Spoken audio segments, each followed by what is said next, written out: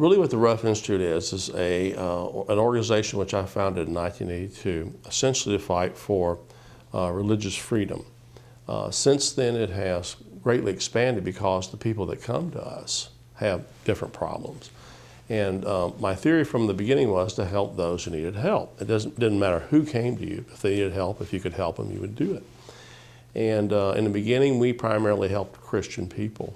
And that was back in 1982, in the early 80s. And there was a lot of Christian activism, and people were feeling that. And the abortion movement was very, very strong, and people were getting arrested. There was a lot of picketing. Those things have all died away.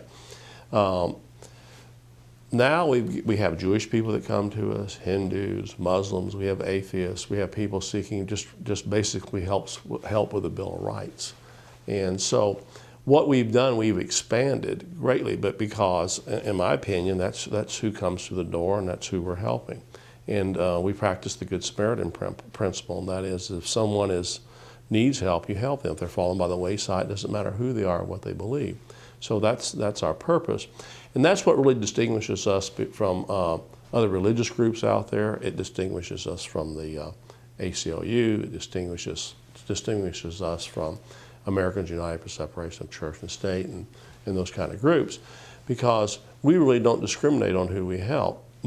Every group I've mentioned does. They do discriminate. We don't. We will help whoever needs help, and that's what makes us different. Rutherford is a Christian group. I think we try to practice what Christ practiced. And there's that great parable in Luke 10, the Good Samaritan principle. It's the parable where the Samaritan fellow was going along the road, riding or walking or whatever he was doing, and there was a fellow down by the wayside who was injured, hurt somehow, and the righteous ones of the day passed him by, the Jewish priest and others. He stopped to help. And Christ says, that's your neighbor. Okay, that's the people you're supposed to help. And what he was teaching there is that you help human beings. You don't help people you like. You don't help people you agree with. You help human beings, because that's what we're here for. And so that's the main purpose. When students come into our summer intern program, the main idea I try to get across to them is, you're not here to make money. You're not here to drive a Mercedes. You're not here to become kings or sit on thrones. Your main purpose is to help other individuals and sacrifice yourself in that way, and that's what God expects of you. So that's what we do, and that's what Christians should be doing. And it's not only what Christians should be doing, but that's what non-Christians should be doing. In fact, I would say most often I see very many non-Christians who are practicing Christian principles and helping a lot of people, and I see the Christians not doing it, and that does bother me. Yeah, a lot of people have called us a right-wing group. To be honest, we don't have any wings. We're a group that is humanitarian, and we're not political in any sense.